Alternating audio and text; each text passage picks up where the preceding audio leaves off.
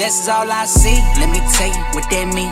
Money on my mind, a bitch can't get a hold of me. Mama said in all due time, but not my time. All right, what's going on, world? This is Sir Davis with another episode of Off the Record Texas, here with my special guest, Creon Martin, a.k.a. Daddy Cree. I appreciate you coming and chopping up with me. Before we start, let everybody know where they can find you at, man. Man, you can find me on Facebook under Creon Martin. You can find me on Instagram at Basir, BASIR 361, or at Waveguard Supreme 361, clothing and apparel. YouTube, you can find me under Man Look, the podcast I do. You know what I'm saying? You can find me on YouTube, and those are the main places that I be at. You know what I'm saying? You can find that man all over the world. You goddamn right. Yeah. Man, tell me, who is Creon Martin, bro? Oh, man, that, the short version or the long version? Whatever version you want to give me, man. Well, man, those who know me, man, from Northside Manor, born and raised, man, since an adolescent, you know what I'm saying? Since a baby, man. Just stayed in a few other places, but I'm mainly known from that side of town, man. Grew up there. Life was,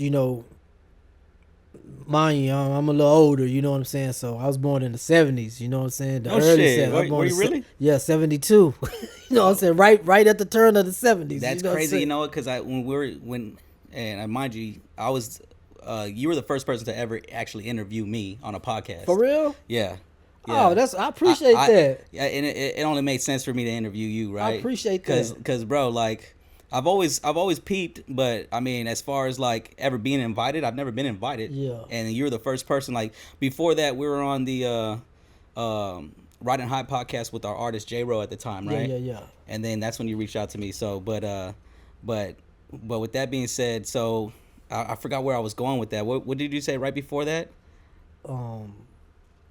That I was born, I'm a little older. Okay, during the podcast, there it is. During the podcast, we were talking about, because I'm from Saki. Yeah. And you were telling me how them boys were a little bit different back then. Yeah.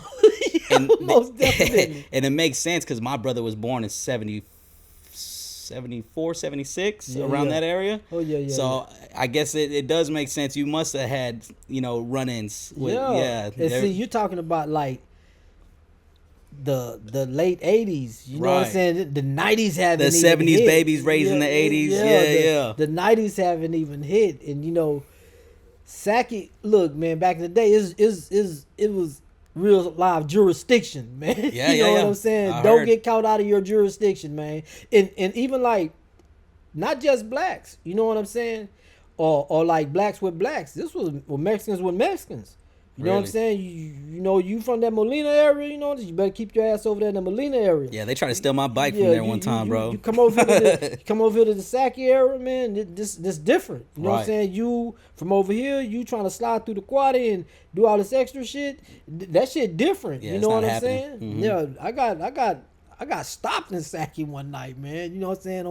On some player shit. They wasn't doing no playing, man. And of course I lied. And what they were talking about was true. I was one of the guys that was in that altercation, but the dude who was in the altercation didn't recognize me. So when he said, "Nah, that ain't him," I told him I'm from the South Side. I go to Care. I go to Miller. You know what I'm saying? I ain't dumb.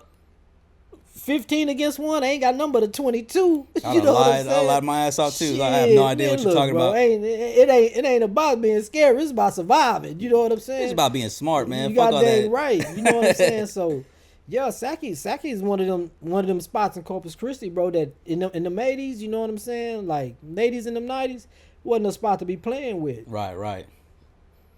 So born and raised North Side. Yeah, it's a little bit different. Yeah, man. Like, I'm actually adopted. I was adopted when I was 2. I was born in Northside, but I was adopted by the people who used to babysit me when I was 2. Really? And yeah. And they were like old enough to be my grandparents, if not my great grandparents. They were around that age because when my mom, the family that adopted me, She passed in 1982, and she was like 60 something years old. No shit. And my dad passed in like 97, and he passed when he was like 84 years old. You know what I'm saying? And at that time, I wasn't number 26. So, wow. So shit, he could have been my great grandfather. Right. You know what I'm saying? Stuff like that. But I was raised by these people, and even though we was raised in the projects, I didn't know I was poor. You know what I'm saying? I didn't, bro. Because I had, when I had both of my parents, there was nothing that I didn't have. Like, all the kids come to my crib because I got all the toys. Hell I got everything. Bikes, race car tracks, pool tables. You know what I'm saying? Swimming pools. So cruising around, if you saw the bikes in front of the crib, you already knew it was.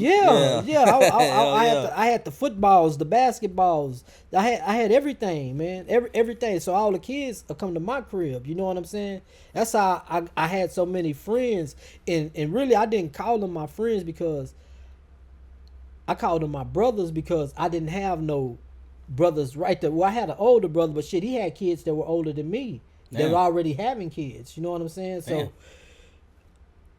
all the cats that I had got close to, like, you know what I'm saying, like Jimmy Lee, Spud, Marcus Davis, James Newton, Marvin Miller, Warren Holt, them, the Miller family, you know, the whole family, Claudel Butler, Calvin Williams, man, the list really truly go on with everybody who stayed there. They were more brothers to me than friends. I don't know how they felt about me, but this is how I felt about them. You know what I'm saying? Because shit, Reuben Miller, Creston Miller, Jimmy Gale, you know what I'm saying, Mikey Tico and Bubba and all these dudes. Because like when I was growing up, I really couldn't go nowhere unless I was with Jimmy Gale or Creston Miller. You know what I'm saying? I would be like, they feel like, man, these young niggas going to the movies by themselves. Right. You know what I'm saying? They like Creston and them, they like, say I'm about 9, 10. These niggas about 12. Right. 13, 14, somewhere around there. Well, let's go. You know what I'm saying? Yeah. I'd be like, man, I want to go ask my mama, man. You know what I'm saying? She'll go. She would don't let me go with one of those two. She'll get him about $20, get him whatever he want, and you know, and get yourself whatever you want. And shit, I go. Other than that, man, I was really one of them street light kids. Right. That light come on, all my partners be outside. I be in the house. Oh, you know yeah, no. My mom used to be out in the middle of the street. If that shit came on and I wasn't there, I won't say my name out loud, but she would scream my name out loud, bro. She would scream it, and you'd be, oh shit, I gotta go. Say they meant business by that, man. Yeah. And like, it's different because when I was growing up as a kid in Northside Manor, man, like, as kids, we would go in and everywhere, all over Corpus Christi, man. Right. Like, you can't let a 10-year-old today do that shit, but us, we could do it. Oh yeah, you we know would what I'm end saying? up down to, if you got a bike. Yeah, it's a wrap. Look, we would be at the mall. Yeah. We don't pedal all the way from North Staples all the way out to South Staples. You know what I'm saying? Or anything. We go to the beach. That's why I don't go to the beach today, man. You would go to the beach? Yeah. Which beach? McGee Beach. Right downtown. Okay. We go to the beach and I'm about stuff to like say. that. No, we ain't traveling all the way out there. That's like too far. But he passed up Flower Bluff on the bike. But we would go to the beach by ourselves, man. You know what I'm saying? Fishing by ourselves, all that type of stuff. We go downtown and go fishing by ourselves. You talking about 8, 9-year-olds coming back with buckets full of fish. You know what I'm saying? Daddy give you like. You really can't do that no more. No, they can't do that by themselves, man. They can't do that no more. And then you ain't finna run up on 10 project kids. Oh hell no. You don't get that work, man. And like we so bad, we looking for that type of shit. You know what I'm saying? We so bad, man. I wish somebody would try to kidnap us, man. We finna drop your ass right off. We finna jump you, run through your pockets and all that type of stuff. You know what I'm saying? But take whatever candy you said you had. No, for facts, man. It's just different with these kids these days, man. But that's where I come from, man. Like, playing baseball, football, you know what I'm saying? Going to other states for this. You know what I'm saying? From playing these sports and stuff No like shit. that. Yeah, as a 10-year-old, I went to Georgia 2 years in a row. Damn. You know what I'm saying? Well, it was a softball team, but we went to Georgia 2 years in a row because we were spanking ass here in Corpus Christi, man. You know what I'm saying? Went to Georgia. It's just like for the school, right? no. This was recreation. Oh, no This shit. is rec. You know what I'm Damn. saying? TCRs. The swimming pool, you know, TCRs swimming pools, TCRs rec, man. We used to like it was live. I didn't realize I was poor until my mom passed away and I got about 13, 14. Like that's when we were really struggling, you know what I'm saying? 'Cause Really? my dad lost his best friend, you know what I'm saying, which is my mom. And I can literally say it just took me time over the years to as I got older to frame all this in my mentals, you know what I'm saying? And I seen how like he lost mentally structure, life structure without this woman, you know what I'm saying? So Yeah, that's your other half for Yeah. real. Yeah. So that's when I started seeing what it was like to be poor, you know what I'm saying? Cause she kept me to the nines, you know what I'm saying? Had everything I wanted, kept me to the nines and stuff like that. But when she passed away, that's when I found out I was poor. Damn. But life just man, I ain't gonna lie. I wish like this was the 80s. Really? Hell yeah. The 80s, look, I don't care if you was a Mexican, a white dude, or a black dude. The 80s had all the flyest motherfuckers in the world. Them late 70s, early 80s, about 85, 86. I believe it. Them was all the fly people, bro. I believe I'm it. talking about cool, fly, big ass froze, goddamn, what you call them? Them big ass shoes and shit like Yeah, that. Niggas the platforms. platform shoes. Them Yeah. niggas would say, man, them niggas was live, man. Say some crazy ass shit and Them just niggas like say, man, them dudes was live, man. I'm That's talking hard. about live. One of my nephews, you know, he's older than me. I call him my uncle, but he's really my nephew. It's my brother's son. When he be showing me those pictures, man, it be so nostalgic, man, that I just like wish we were back in that time, man, because that's where all the fly shit was going on. You know what I'm saying? It was a Yeah. little violence, but it wasn't like on this and level. then, and right the here. thing is, I feel like with that time too, you had to have been there.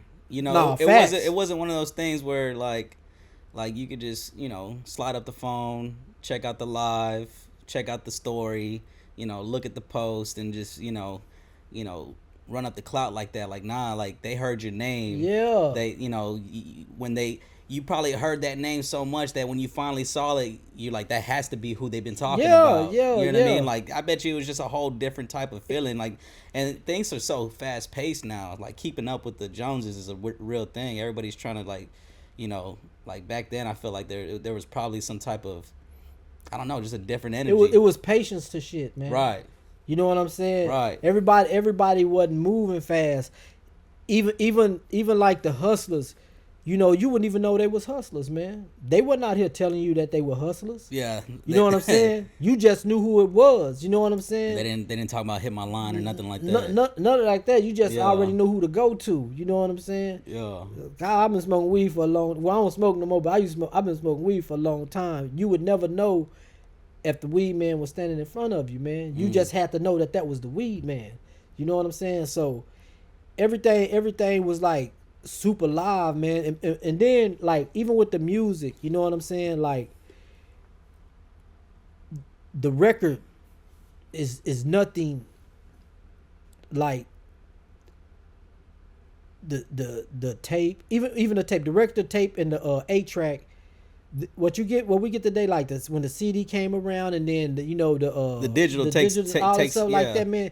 It took the vibration to another place because those things operated on a certain type of megahertz. Yeah, absolutely. You know what I'm saying? Yeah. And like when you listen to something, you receive bro, it on a different frequency. Yeah, now. man. Yeah, man. When you listen to something, it really puts you in that mood. You know what I'm saying? It kept you calm. It made the thug dance for real. Some you know even what I'm say saying? that you could probably feel the energy of whatever was going on in the studio when that shit was being Yeah, made. man. So Yeah, if it was man. like a party shit and they were partying for real, It was live. you were feeling that It shit. was live. Yeah. Say, man, You can't really feel that too much these days. like one thing that I missed that was jumping like in the 80s in the The early 90s were the block parties, man. I always wanted to go to a fucking block party, bro. Say, man, you talking about live, man. Like, the block parties really made it easy for neutral grounds. You know what I'm saying? Because you got live DJs out there, you know what I'm saying, doing their things on these turntables. You got all the bad females out there. Hell yeah. And the thing was, you ain't have to be the livest dressed dude. All you had to do is have enough ism to talk. All you had to do have enough ism in your talk, and you was good. You know what I'm saying? If you had playerism in you, right, you was good. You didn't have to be the livest dressed dude out there. You know what I'm saying? You just had to talk, man. You could have money, but that doesn't. The money doesn't erase the corniness. So don't. It don't erase you being a lame. And the thing about it, like back then, them females will call you on that shit. Oh, right. This nigga here. Put it like this: the flashing turned them off. It turned them off because they knew it wasn't you. They go to school with you every day. They know that you get in front of all these people now. You acting different. Yeah. You know what I'm saying? They were just into, man. Look, bro. All you had to do was know how to rap and dance, and that was it. You was in. You know what I'm saying? Yeah, bro. Rap, dance, or play sports. Or just, I mean, on the cool that goes with anything today. It's just kind of like you know how to use your mouthpiece, bro. Pause, but. You know how to, really spit some shit. You can put yourself in any position. In any position, man. You get whatever type of job. You can convince anybody to do whatever you want them to do for you, or whatever the case may be, and that goes with anything, bro. And see, we had Hillcrest Park, man. You know what I'm saying? Right. Back then, back in these 80s, these 70s and 80s, where every Saturday and Sunday, all the blacks from the west side and the north side go to this park, man. Damn. And I'm talking about, bro, being packed, Cole Park ain't have nothing on this. Really? They have nothing on this, man. There's people parked in the grass. There's people. And what y'all doing? Barbecuing and turning up? Barbecuing, turning up. There's a DJ out there, music playing. They on the court every playing Saturday? basketball every Saturday and Sunday. That sounds live, bro. And I'm talking about this shit here. They making their way out to the park about 12. And this don't stop till like about 10 o'clock at night, and they take it from there. It was a little area on the north side called the Slab. It was just a strip of concrete, man. So after the park, everybody with their cars, they live cars, they come down here, park on the Slab, man, and it's going down. That's going down to about 2-3 in the morning. That's fire. You know what I'm saying? This is every Saturday and Sunday. The club, what club? This is where it's at. Why do you think we don't have stuff like that no more? Man, crack cocaine. Okay. I'm gonna tell you the truth, man. So that's when the epidemic hit. 85. And everything changed. I can literally say that, man. Like when that shit hit, man, it turned all the cool people, man, into kind of like monsters, man, and zombies, right, bro. I mean, yeah, they become something that they're not. You would see some of the flyest people mess with this drug, and the thing about it, like, I don't think a lot of people knew what they was getting into because they probably thought it was just another thing that's coming through, and then it'll be gone, and then we'll have something new. Cause like, I mean, I'm sure y'all was smoking weed. Oh yeah, snorting coke wasn't like the biggest of issues. You know what I mean? That was probably a thing too, but crack cocaine changed the game. That Ready Rock that. It changed the game. Shit, man, look, people were snorting lines. They was fucking with heroin. They was you had motherfuckers popping pills and shit like that, and but yellow jackets and molly and shit like that, and but weed was the biggest thing. Yeah. You know what I'm saying? Weed was the biggest thing. Everybody was smoking. You know what I'm saying? Everybody was smoking. You know what I'm saying? So damn. Everything was cool, bro. Like everything shit, was even cool. My mother was born in '54, bro, and she even talks about how it was in the '70s. 70s was live because I remember the 70s, man. It's like, yeah, and she always mentioned the yellow jackets and the models and shit like that. I was like, what you know about that shit, lady? She's like, shit, you don't know me. Say them the groovy people, man. Like, look, man, you got the Bee Gees playing and all this type of shit. I'm telling you, this is the era of fly, man. Damn, that you know sounds fly. This is the era of fly, man. You know what I'm saying? So you saw the epidemic happen. Oh yeah, I was there when it popped out. I was there when the two dudes came from Miami and brought the shit here. Really? I was there for it all. Wow. And it changed the whole community, man. Damn. Changed the whole community from the north and the west. It changed the whole community, man. All the like the good hard working people, man. You know, they had the longshoremen, they had the what you call it? Well, they had the longshoreman place on the block, what we'll call the cuts. Right. Like the main office was on the cuts. The union, I think it was the union office on the cuts. And you would see like the white man and the Hispanic man who worked at longshoreman up in there. You know what I'm saying? With all the blacks and stuff like that. You know what I'm saying? And from what I noticed, I can't say if this was what happened, but I noticed that when that office closed and they had closed the longshoreman shit like that, all the people that was working and taking care of their business, this is when I started seeing my partners who were doing good, families become poor. Wow. You know what I'm saying? And you know, a lot of people, when they can't deal with what's going on, they medicate, man. Yeah. And crack was one of the things that they medicated with, man. They'll fill that void immediately with something. Yeah. I mean, whether it's negative or positive, they'll fill it with something. Yeah. And sometimes that negative shit is just easier to deal with. You know what I mean? it is, man. And like, you seen a lot of influential people in our community, you know what I'm saying, jump down that rabbit hole and never get back, man. You seen some of the baddest ballers, the baddest hustlers, you know what I'm saying? Man, that gotta be something that really changes the mindset moving forward. Yeah. Because there, you know, that theory that this was a strategic situation where, you know, maybe some people of power placed that within the black and brown communities. Do you think that that's a thing? Oh yeah, because it's on public record. I think so. You know what I'm saying? Yeah. You know, it started in California. Right. With Freeway Rick Ross and then when the CIA showed them niggas how to cook dope and gave them all the dope to fund the Iran Contra, that Iran Contra shit that's going on. Conflict, yeah. You know what I'm saying? And a lot of dudes from California who was catching cases and shit, and then what we was talking about snitching, they made their way down to Texas. They made their way to Arkansas and stuff like this. And that's when you started getting your infamous cocaine cowboys and all this type of shit. You know what I'm saying? And two dudes from Miami, I won't say that. No, I ain't gonna say their name. Even though I think both of them might be deceased now.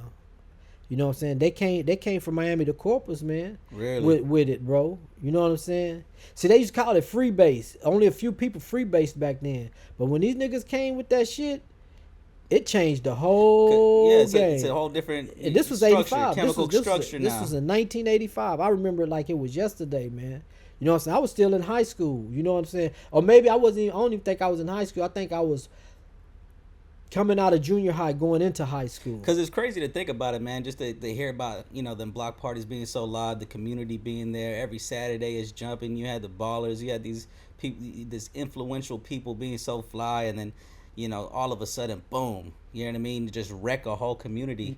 And, you know, I could never understand what they gained from fucking with our black and brown communities, bro. Well, man, that's the see, we live in a capitalist country, man. Right. United States. It's strictly about capitalism. Absolutely. Bro. And the powers that be want to stay in power, right? Yeah. So in order to keep these prisons filled, they don't want to fill with their people. Right. You know what I'm saying? They're going to put the guns in our neighborhood. They're going to put the drugs in our neighborhood. And they're going to get this free labor out of our ass. See, slavery never ended, bro. Absolutely not. It just became a dollar. Yeah, it became a dollar. You know what I'm saying? It got rid of the chains. It became a legal dollar. Yeah. You know what I'm saying? Legal tender. So Yeah. That's what happened to the black and brown community, man. You know what I'm saying?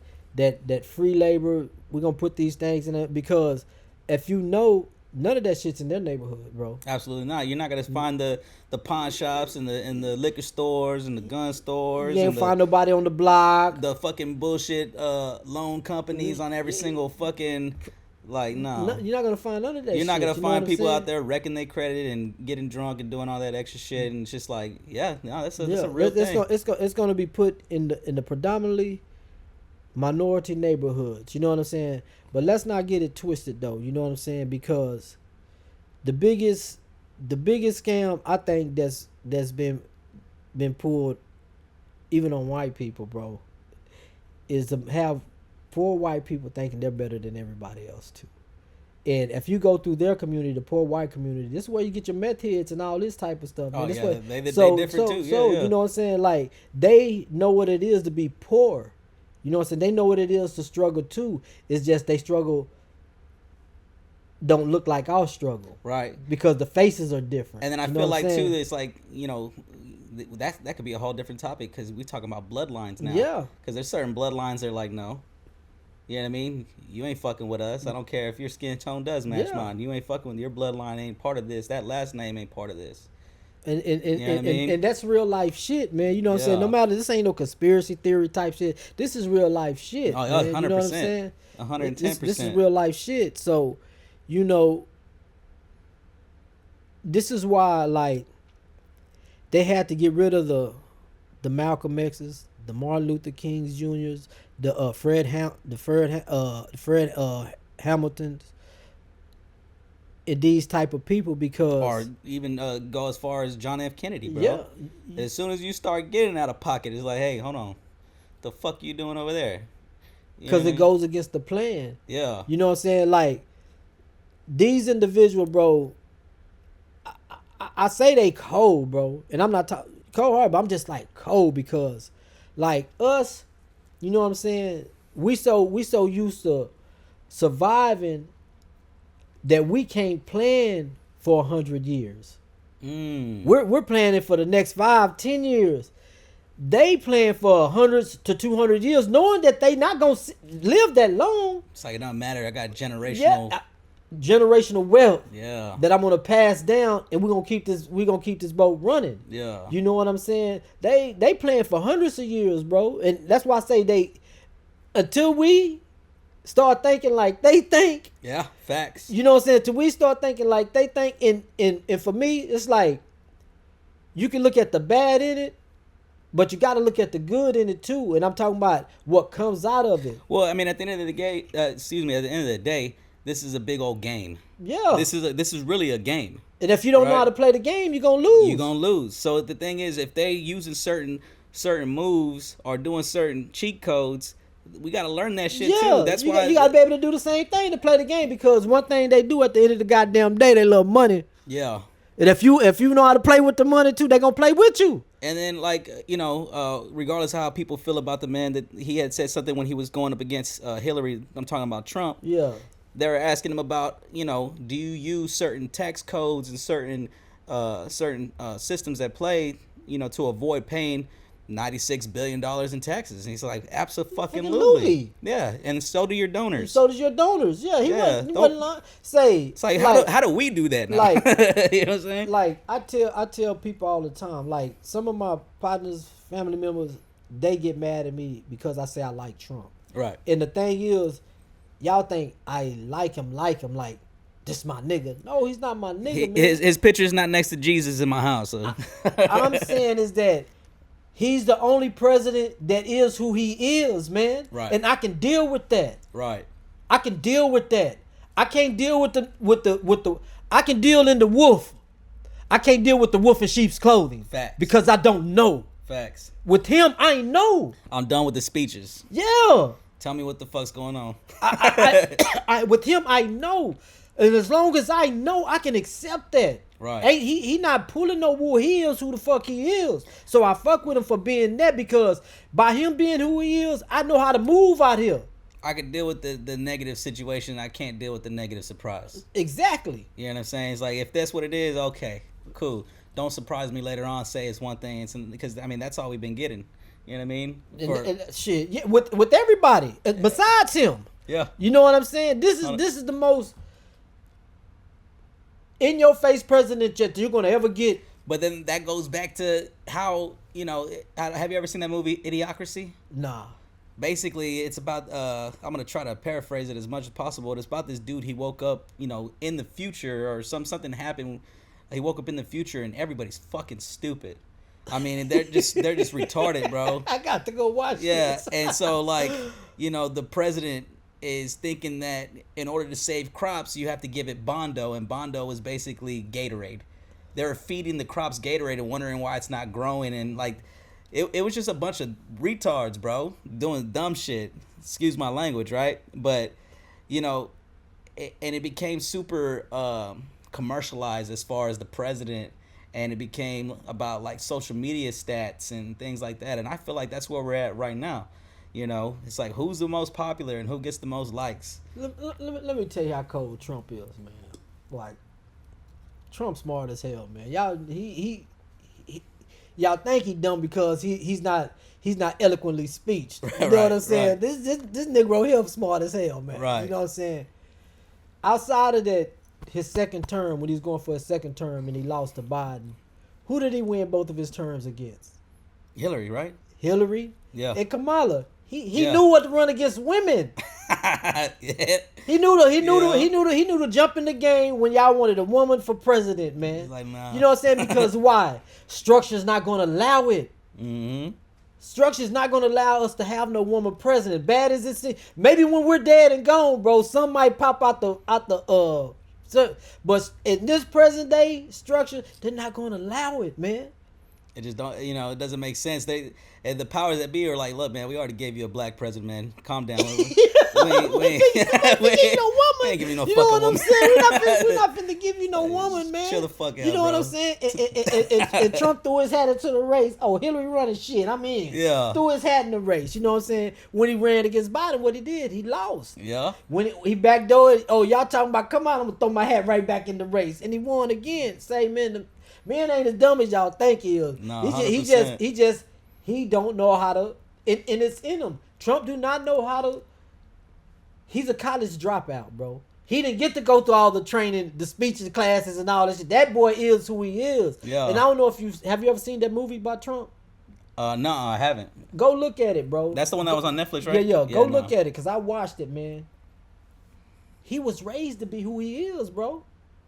He was raised to be who he is. He was raised to be exactly how he is, cause that's how his daddy was. Right. Heartless, didn't give a damn.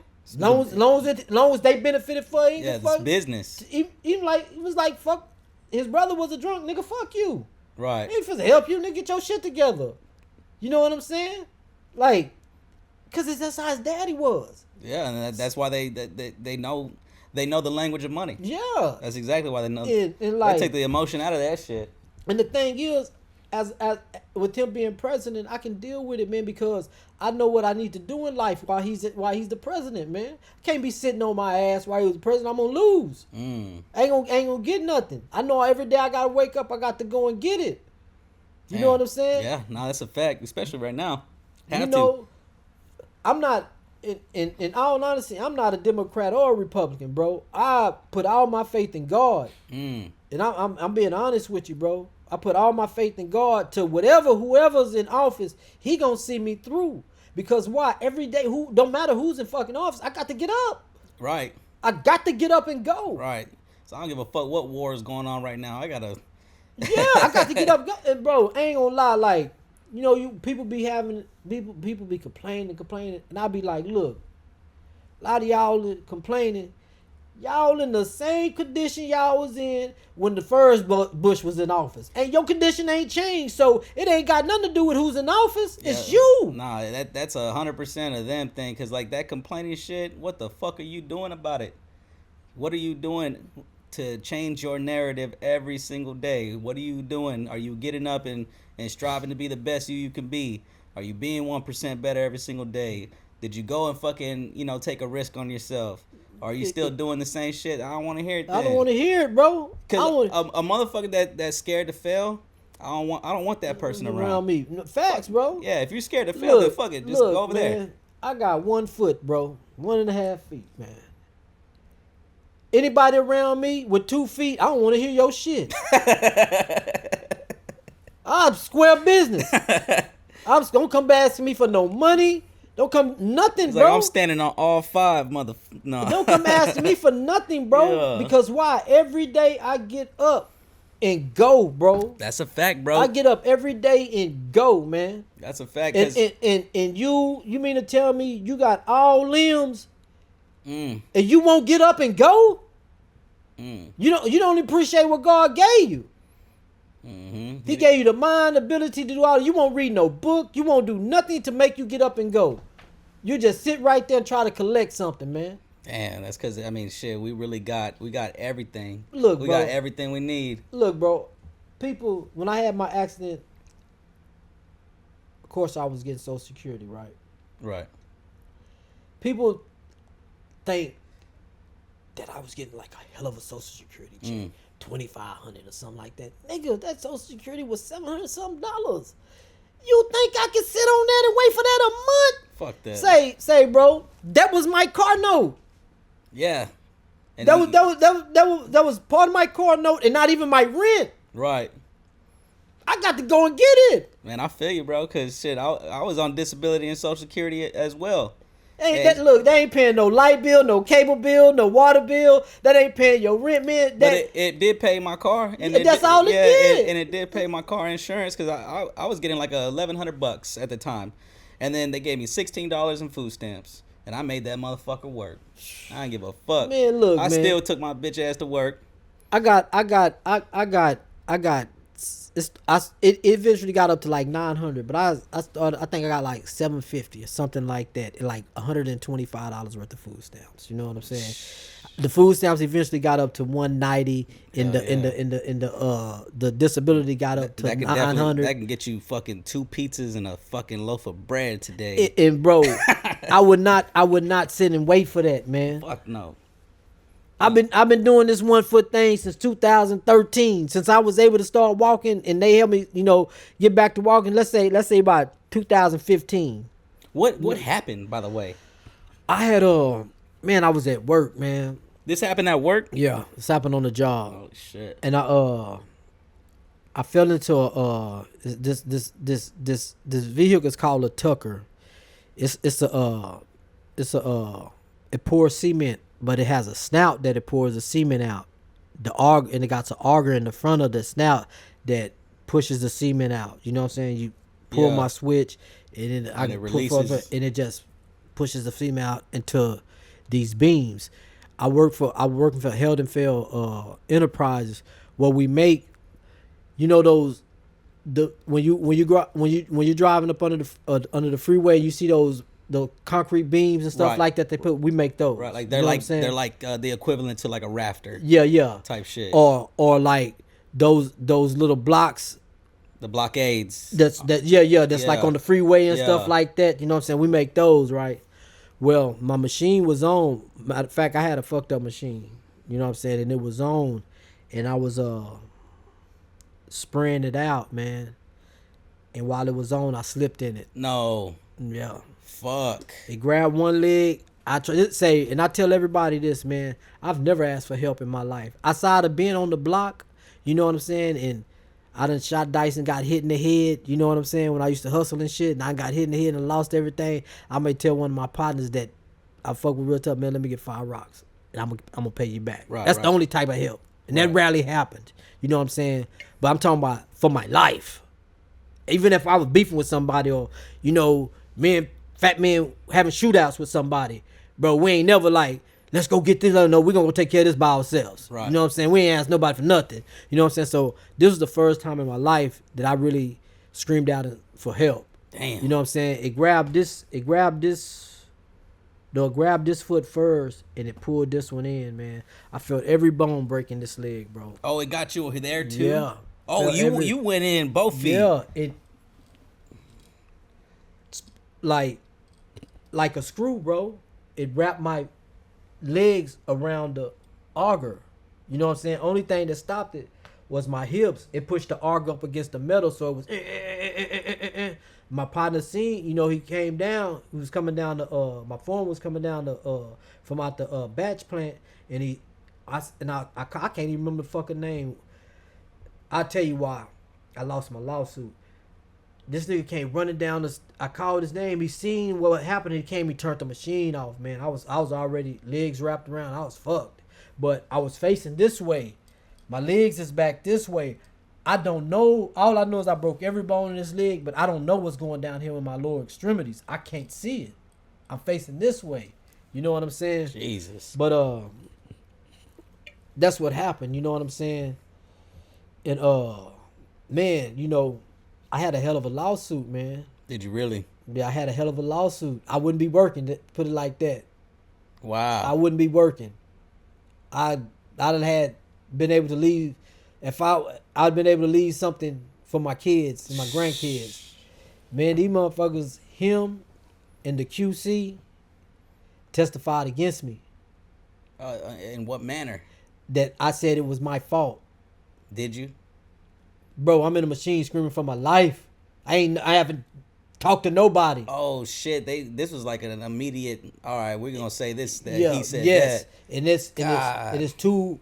He's my foreman, and she's over QC. So I'm just a batch plant worker. Just a heavy machine operator. You know what I'm saying? It was their word against mine, man. Wow. And then check this out. After all that shit was settled, they both got fired. Mind you, Nunu, New Money, the woman, he used to look out for her son. Really? He got out of a lot of stuff because New saved him. Damn. I ain't seen them bastards since that day, man. Shit. When I finally got out the hospital, right? I got out the hospital and like this happened in 2013, September 2013. I get home in January. I'm finally able to come home in January after 41 surgeries, bro. All this different type of stuff. Finally get to come home in January. That December, the place I was working at, they was having a Christmas party every year. They do a Christmas thing, right? At Barbecue Man. That's right there by the freeway, past the Denny's. Yeah. Past the Denny's, the Barbecue Man, right? So they was like, "Hey, Creon, you know," they called and say, "Creon, want you to come to the birthday. I mean, to the Christmas. What's the name? You know what I'm saying?" And I was really like, man, I didn't want to do nothing, bro. I ain't mentally in the right place. You know what I'm saying? I'm wheelchaired out, bro. You know what I'm saying? I got an external fixator sitting on my leg, man. Only thing is like, man, only thing going through my mind is that I ain't gonna never be able to work again, bro. I ain't gonna be able to do nothing, man. Even though the doctors, when I seen my feet for the first time, I had a panic attack, bro. Oh my god. And the doctor was like, man, you're gonna be all right, man. We got all type of stuff out here that's gonna help you get back and stuff like that, man. Like that dude and that staff, man, they really encouraged me, man, because I was ready to die, bro. Shit, you know what I'm only saying? Imagine, bro. It when I went back for that so my Nunu's mom was like, man, Creon, let's just go, man. You know what I'm saying? These people always calling and asking for you, trying to check on you, see how you doing and stuff like that, man. Let's just go, man. You know what I'm saying? I like, bet we'll go, man, right? So when I get there, I don't see the foreman or the were they there? I don't think I seen them there at the what's name party, but it was a couple of years later down the line for the lawsuit, you know what I'm saying? And after that was probably about 2 years later, they were no longer working at the place, man. After they finished with the lawsuit and all that shit went out the way, that shit, they was no longer working there. But everybody that was working there, man, and mind you, this is damn near a whole new crew. It's some of the old crew that's still there, but it's a lot of new people, man. We get like a $150 bonus, $200 bonus, man. And I'm talking about like, it's about 15, 20 people, man. Everybody gave me their bonus check. No shit. Everybody, bro.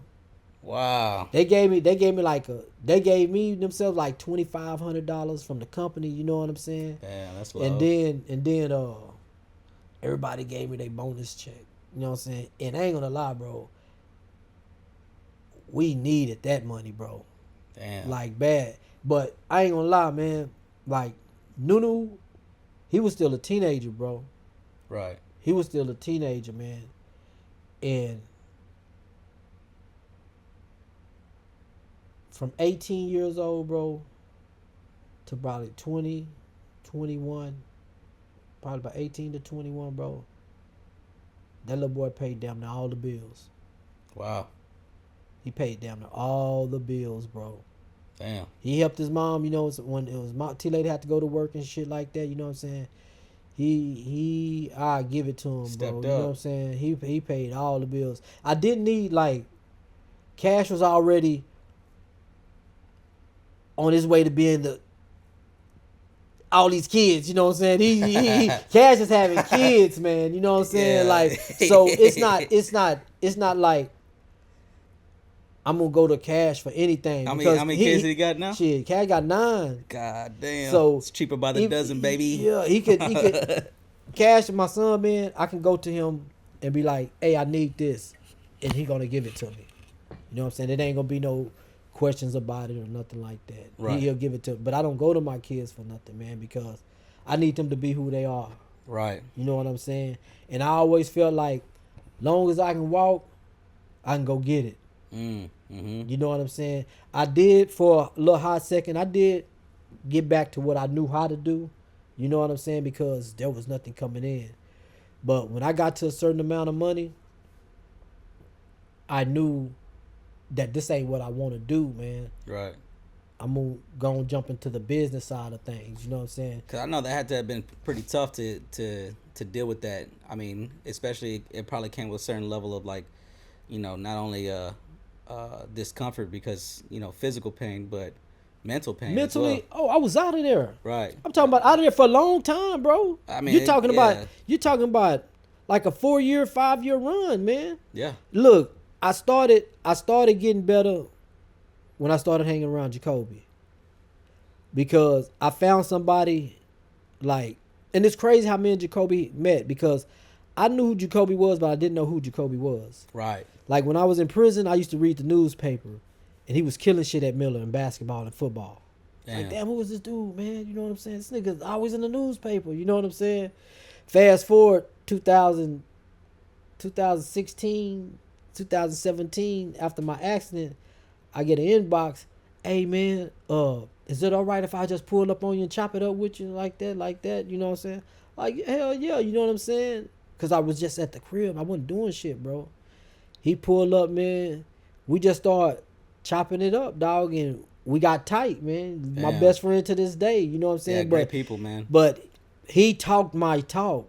He talked about the things that I wanted to talk about, because I read a lot in prison. I gained quite a bit of knowledge, you know what I'm saying? I ain't saying I'm the smartest dude in the world, but I know some shit. Yeah. And Kobe knew some shit. So we would how can you say, just elaborate on these certain subjects and shit, and I'll be like, and I would both come to the same damn conclusion all the time. So it was like, damn, him my twin. You know what I'm saying? We always thought alike. You know what I'm saying? The chalkboard with all the red lines and shit. It's like, bro, this is it. Like facts, man. Like, you know, we were really like that. It wasn't on no rapping shit or nothing like Right. that. Not yet, at least. Yeah, and it just so happened that he could rap. You know what Yeah. I'm saying? We got to chop it up. You rap right like that. And I wasn't even really rapping with Jacoby or nothing like that, man. I had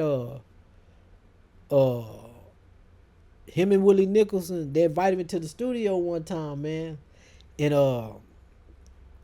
when we got to the studio, I think it was Willie said at first, like, nah, bro, you can't touch the mic until you get a Way God name. You know what I'm saying? No shit. And I was like, bad nigga, you know what I'm saying? Pimp on mine, that's what we gonna call him, you know what I'm saying? Shit like that. Yeah. Prominent individual making paper, orator, navigator, my intellect neglects explanations. You know what I'm saying? So that's how I got in with them. You know what I'm saying? They was the originals here in Corpus. You know what I'm saying? They just added me to the clique. You know, it's crazy too because, man, like you were about to start talking about how you got into the business, but you got a lot of talent, bro. As far as, you know, from the fashion to the music, you know, to being an entrepreneur, to, you know, having that mindset. It's like, you know, I'm not gonna let what happened to me stop me from going to get that paper. Like, Like, where do you think you channel all this from? Where's this come from, bro? Bro, in real life, man, I planned all this in prison. Really?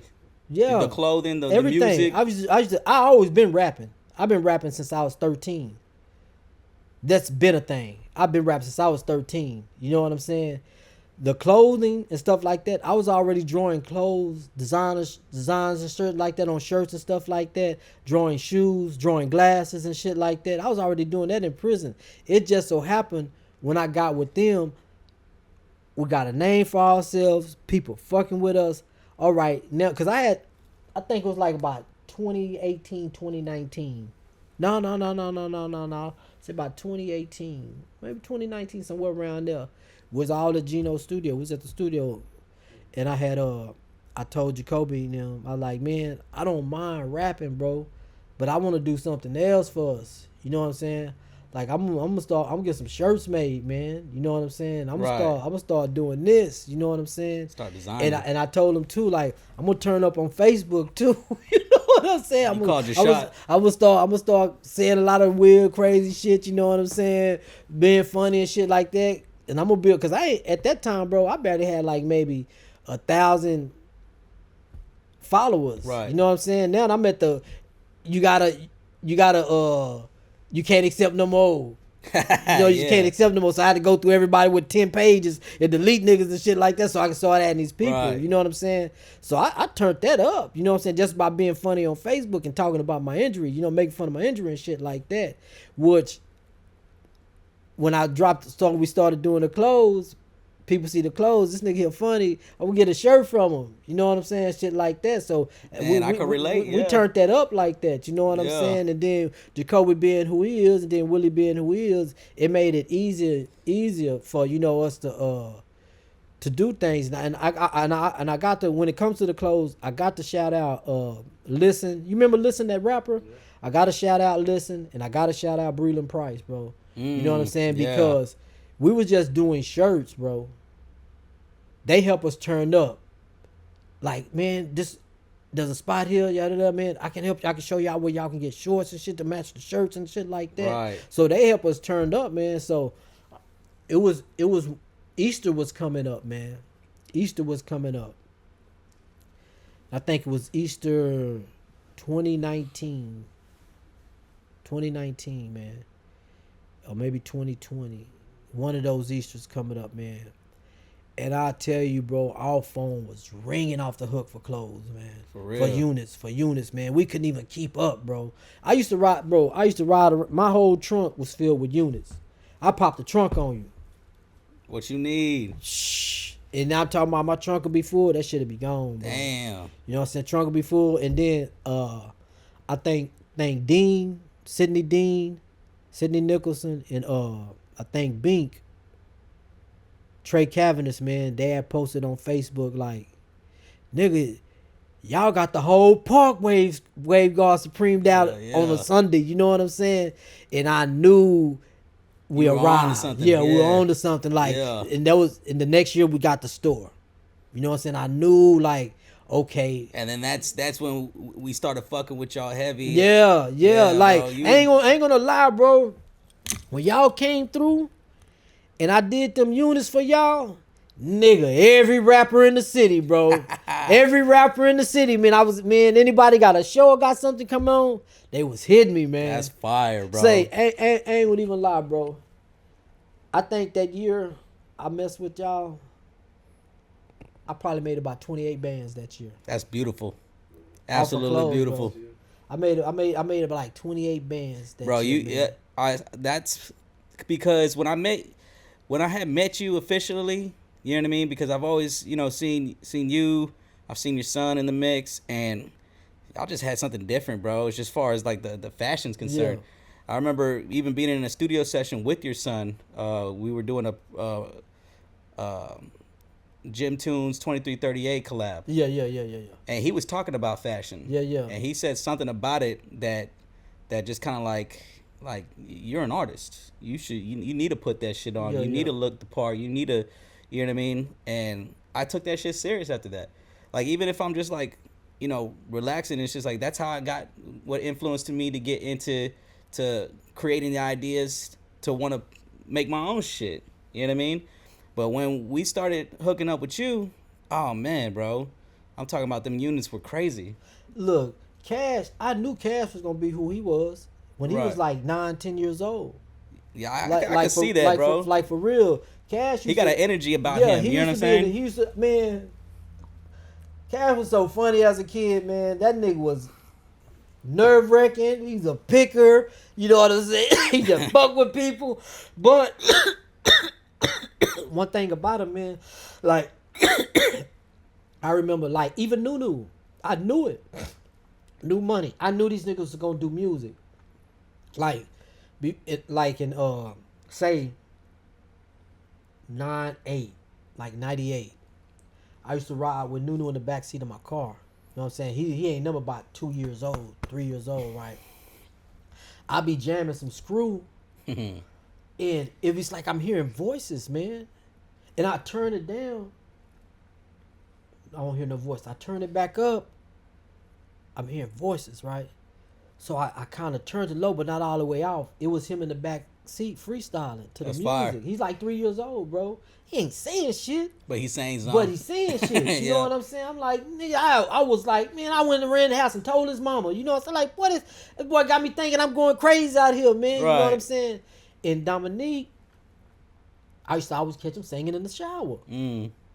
Whatever live song that he liked at that time, man, Dominique would be in the shower singing. I remember one time I snatched the shower open and said, what you doing? You know what I'm saying? He ended up singing his ass off. You know what I'm saying? But Dominique, see, I always been a dresser, dog. I always been a live dresser. I always been a dresser. Dominique used to go and get in my shit. Mr. Put that shit on. You know what I'm saying? Because I used to wear a lot of bandanas. You know what I'm Right. saying? Like, I matched that shit with my shit. You know what I'm saying? Like, all the time. And Dominique used to do the same thing. You know, I remember him telling me a story like, Daddy, you remember time that you with me for taking your bandana because you couldn't find that motherfucker and I had took it out your car and I'm in the mirror and shit. You been looking for this bandana for like an hour or something and I'm in the mirror with your shit on. Like, I was always fly. So like Cash got it honest. Him and Nunu, they got it honest. And then like Nunu's mom, see, we been selling clothes. This place right here, this room right here was our first clothing store. In the studio Yeah, right here? right here. This is when I had the accident. No shit. When I came out the accident. Was it because- always Wave God Supreme? No. It wasn't. It was female clothes. Ah. Big desk right here, you know what I'm saying? Restroom right there, shit like that. It was lit. No shit. Yeah, this was the first clothing store. Man, that's a lot of history right there. You know what I'm saying? This room right here, bro. Bro, this place You know what has a I'm lot of saying? history, man. My BM turned it up right here. Wow. She turned it up right here, man. And women's clothes can go. Yeah. They can go. But when I came home, you know when they used to have like when y'all was young, they used to have all the rhinestones and the bandanas and stuff right there. Yeah. She would come up with the ideas, and I'd be right there putting the names on the bandanas and all the type of stuff with the rhinestones for the females and stuff like that. And I'm talking about they spending $125 just on some pants. Type Bring shit. your pants. We're gonna put everything on there. Yeah. Bring your outfit. We're gonna put everything on there. She buying all these different colors of bandanas, and I'm putting all these different names and sayings and stuff on there, bro.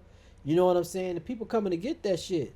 She used to sell clothes. You know what I'm saying? Go to Houston on Harwin, buy all type of shit, come back. By the time she hit the bridge, bro, by the time she get out the north side, cause that's where she gonna stop first. Everybody waiting for her, half the shit already gone. Wow. And then that's the dude's shit.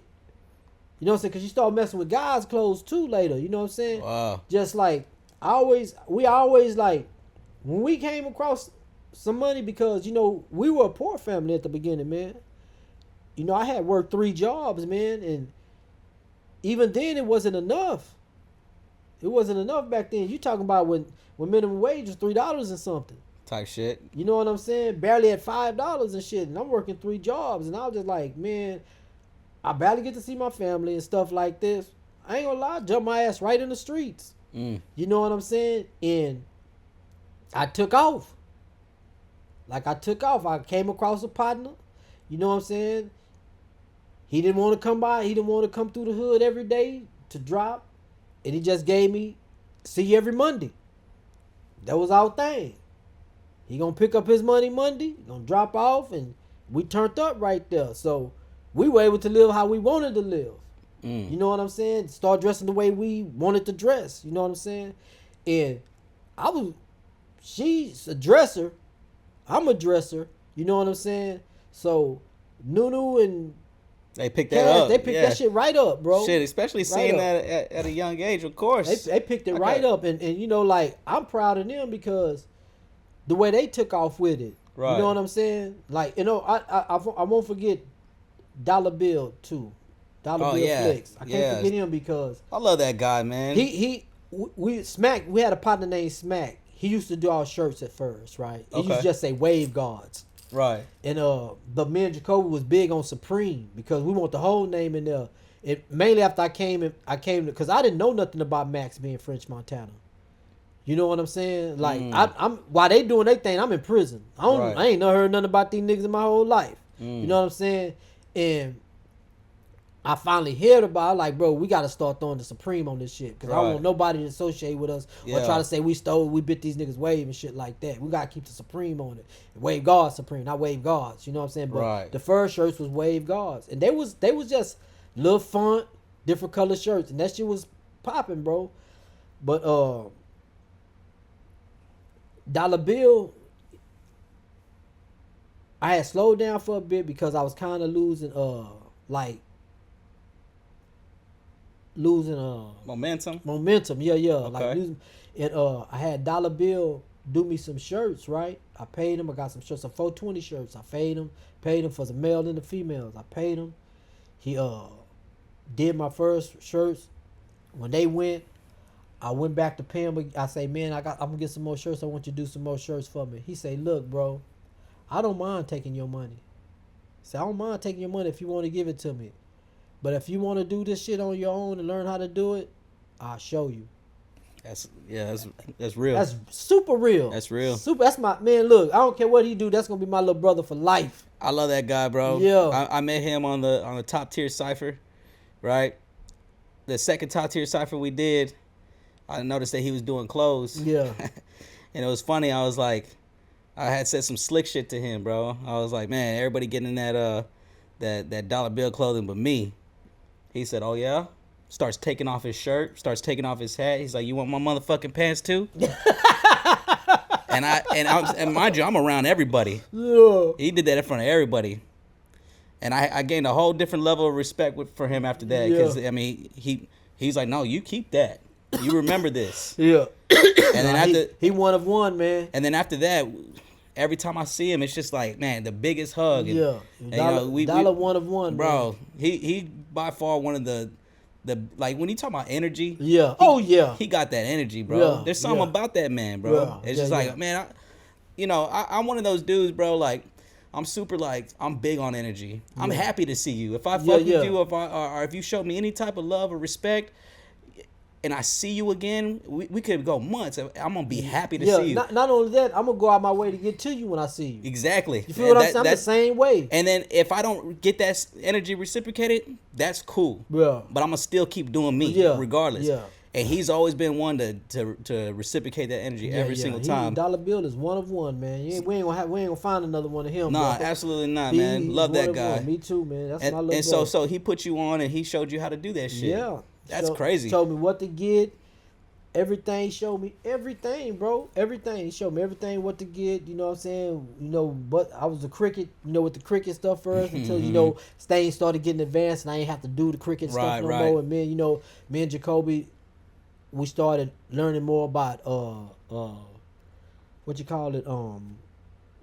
getting the stuff done ourselves and stuff like that.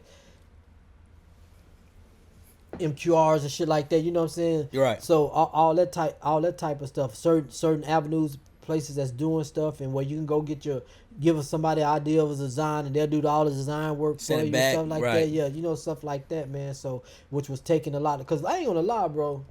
Like Jacoby would come with a list. It might be 70 some shirts, bro. And I'd be like, okay, give me 2 days. 2 days. And I'm up, and Jacoby will tell you, I'm in my apartment, sweating, sun up to sundown. Shit, I'm not gonna lie. You put some shit together for us in 24 hours. So I'll get it to you tomorrow. And it say, And it'll be ready. It'll be fly as shit too. it was a sun up and sundown type of thing too, bro. But you know what I'm saying? Man, bro, something about 2022 was like, it was different. It was lit. It was lit. I ain't gonna lie, man. That was my best year selling clothes. I told you, man. Out that little store, Music was lit. music. The artists were lit. Bro, when everybody, the shows were lit. look, when everybody died out, I died out. I was like, where the fuck is everybody, man? Like, what happened, bro? Bro. It reminded me of 2016. The city was lit with the music. That's right. The city was lit. That's when I got my introduction to the scene. Was in 2016. The city was lit, man. Look, Raul threw that So Blendy party right over here. The little what's name thing, by the flea market at the little spot he had. Remember he was right there by the flea. He threw that little thing, man. All the rappers and stuff came out, man. That started some shit, dog. And it just, man, I don't care who was coming down here. Corpus Christi was on the show, bro. Facts. And like, cause me and Mud used to hang real tough. Mm-hmm. Like, we were like this. We used to hang real tough, man. And we used to do so much music together. We used to do so much music. We got so much music together that ain't never been released. I bet. You know what I'm saying? And I fucked with Wayne so tough. I used to listen to his music so much. I knew every lyric to his song. So anytime D Money do a show, I'm his hype man. Yeah. You know what I'm saying? Even though I'm Wave God Supreme, we still do our thing. You know what I'm saying? Yeah. And it was love. And Nunu was the only artist in the city getting paid to perform.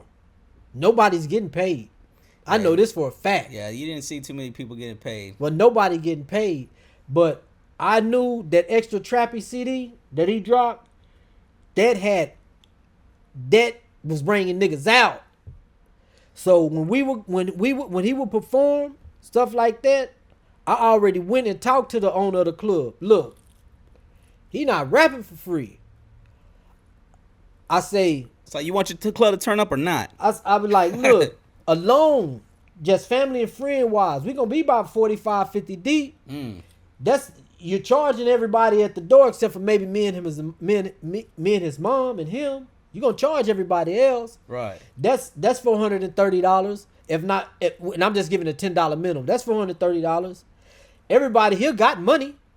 Yeah. So we fist to tear the bar up. They'll go another $1,300-$1,400. Oh, you know what I'm more saying? Than that. So shit. I'm telling him, you got to compensate him, man. And he's not even 21. Yeah. He's 19. I say he got to be compensated because he was like, well, I give him such and such amount, VIP and a bottle. I say, keep your bottle. He's not old enough to drink. You know what I'm saying? We want the money, man. Right. So he was getting paid to perform. That's fire, bro. And this is what, 2016 you yeah. said? Yeah. 2016, 2017, 2018. You know what I'm saying? Like, if Cash would have just like, because Cash be in and out. He be doing too much. Yo. He'll be in and out, in and out, in and out, in and out, in and out. Whenever he catch a vibe, you'll catch him in the studio. If that vibe ain't gone, Cash be missing. When he catch the vibe, he be right back in the studio. You know what I'm saying? But Nunu was always in the studio. Got some shit yeah, too, that nigga man. talented, man. But man, bro, you know, I want to know, what do you think happened? Why do you think the city died out as much as it did? Why do you think that artists, and we could talk about maybe, you know, the economy. Yeah. We could talk about maybe, you know, the cost of living and you know, maybe the influence, or maybe there's just not enough, you know. There's no consistency. That's what it is. You don't see the same dudes making music that was making music in 2016. Yeah. You're making music every 3-4 years, right, trying to come out on the scene. Well, it's new niggas on the scene, but they not as popular enough, and you done lost popularity. So it's like, oh, it's always a reset, a reset, a reset, a reset. Yeah. You got to stay consistent. People, look, the thing with Corpus Christi, nigga think that's because he got a hot song, he's supposed to make it. Nah, It don't work like make that, another bro. hot song. Do you know? Like, I was talking about this the other day to one of my partners. Mystical first album, bro. I'm gonna take you further back than that. NWA's first album. I'm 15 years old, right? My best friends, they got a. I guess this dude used to date their mom, right? He come from California and bring this tape. This is a real recording. You know what I'm saying? Bring this tape.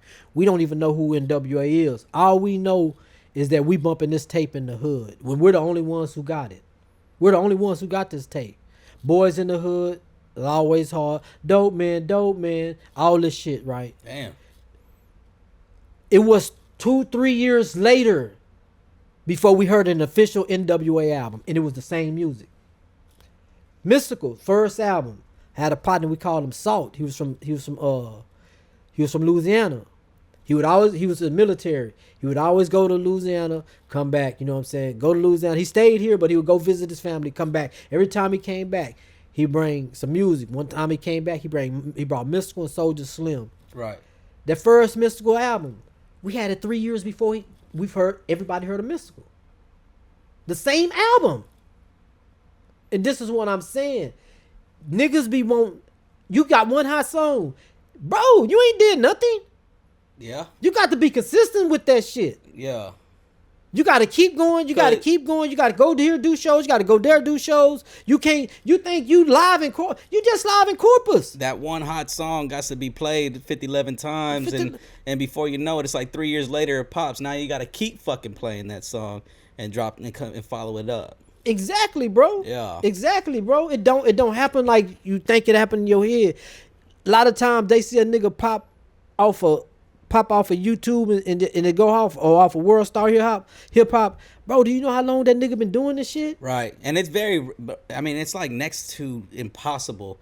Not saying that it's impossible, but it's next to impossible to pop within your first hit. You just threw that shit out there, all of a sudden, boom, it's a smash. You know what I'm saying? It's happened, but we saw what happened to these type of people. Oh man, they just as quick as they went up, they came down. They come down, man. Yeah. You know what I'm saying? Like, but there was something about the city, bro. There was something about that city during that time, man. Like shit, everybody was looking good. Everybody was getting money. Everybody was dropping the craziest songs. Oh, everything, man. Shows was live and stuff like that. And then after a year, womp womp. And this is a regular thing, bro. Yeah. This is a regular thing. Nobody is consistent enough, or they don't stay consistent enough to keep doing it. And bro. that's because, like, for me, bro, like, I always say it on a lot of the shows that I've had so far. Man, I used to be a recluse. I really did not fuck with anybody. I had such a negative mentality, bro. If you weren't in my immediate circle, I didn't fuck with you. I didn't go nowhere. I didn't do nothing. You know what I mean? Like, even like we spoke about Jamal. Yeah. That was my boy. He was living in the condos. You know what I mean? Yeah. That's how I met him. I remember I told his little brother, Lil Boo, I was like, hey, go in there and go find everybody that could rap and bring them over here. You know what I mean? I didn't want to go over there. Yeah. I didn't feel like leaving. I didn't want to do nothing. I wanted someone else to go and do that for me. Yeah. He brought back everybody. I mean, the whole hood was in my house. You know what I mean? Because I lived right across the street from the condos. Yeah. And I was doing like, you're good. Everybody else, you go. You know what I mean? Facts. And so it's just like, I didn't start really understanding that there was talent in this music until about 2016. Yeah. And I was like, oh shit, there's fucking rappers out here. Man, look, bro. I know majority of all the rappers because I politic, man.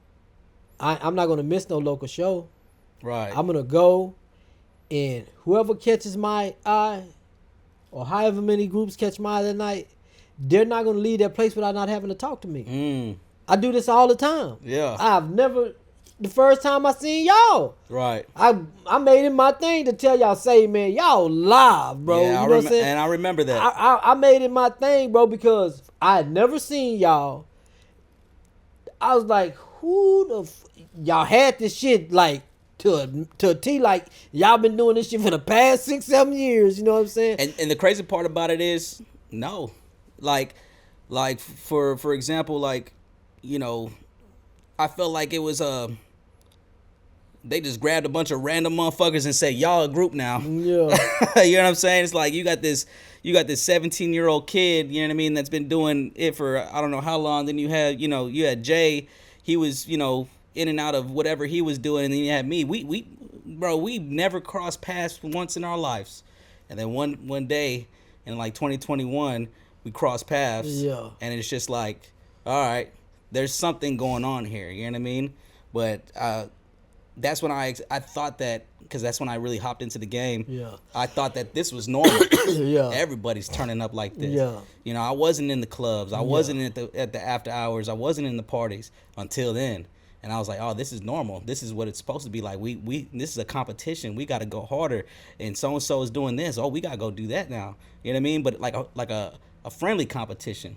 Because I felt like everybody was bringing something to the table. You had 2338 bringing something to the table. You had Gotti Gang still was doing shit. You had Lord Gang still doing shit. You had a bunch of people it was. It's just a whole bunch of different people, man. You know what I'm saying? And you said something about politicking. That kind of brings me to kind of want to know, was that politicking? Is that how you met 17? Yeah.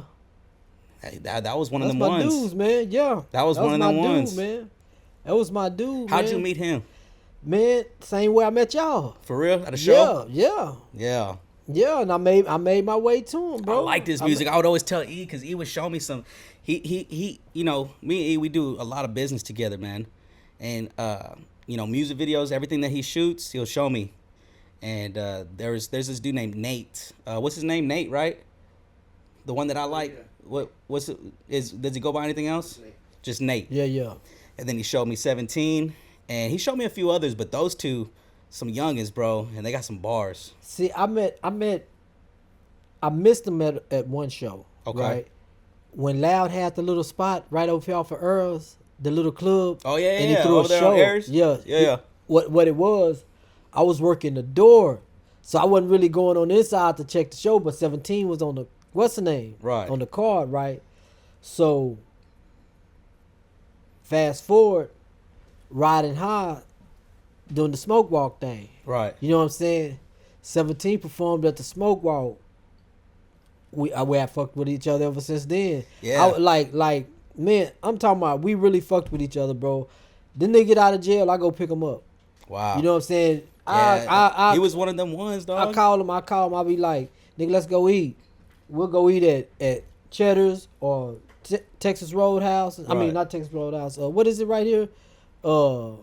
Yeah, Texas Roadhouse, right here. Yeah. We'll go eat the Texas Roadhouse, or he'll call me. OG, what you supposed to do? Shit, I'm just chilling. Come pick me up, man. You know what I'm saying? I go pick him up with Rod, smoking shit like that. You know what I'm saying? And he became like my son, bro. Wow. Like for real. Like I really love that kid. And I told him he had, you got it. Right. I like, look, bro, you got it. Like you really one of the ones that got it. I knew something had to have been brewing, because I started seeing him a lot more. I started seeing his name pop up more. Started seeing his music a lot more. I started seeing the influence there. Yeah. I remember y'all had went to one of our events, because I started getting heavy with the events, the rooftops and shit like that. And I just got him out of. I just picked him up. He just got out of jail that night. Just got out of jail that day. I went and picked. Look, he called me. He's like, Pops, what you doing, man? I said, I'm at the crib, like, man, I just got out of jail, man. I say, bet, I'm gonna take you out tonight. Wow. I said, I'm gonna come pick you up. I'm gonna take you out tonight. We're gonna go to the rooftop. Yeah. And I went and picked him up. We went to the rooftop, turned up and shit. That was a perfect way to get out of jail, bro. We went at 8 first. We went at 8 at Cheddar's. Yeah. Took him to go eat at Cheddar's. Then I say, what you gonna do tonight? Like, nah, like, you gonna chill with me for the rest of the night. You know what I'm saying? Boom, we go from there to Cheddar's to the rooftop, kick it and turn up. From there, we went to the little spot over there by that hotel, the little club over there by the hotel. Oh, you talking about the bus? No. Over here on the south, by the hotel. You're not downtown? That hotel that's right there, man. What is it called? The Loft or something like that. But it's a little bar right there by the comedy club, Mesquite and shit like that. Oh, man, don't get me lying to you, bro. What's the But I name know of what the you're talking fucking bar? about, That though. bar right there. Well, cause Chris used to work the door and shit like Okay, that. okay. Chris Cronin, my nephew used to work the door and shit right there, Wow. man. So we wound up going in there, getting into some shit.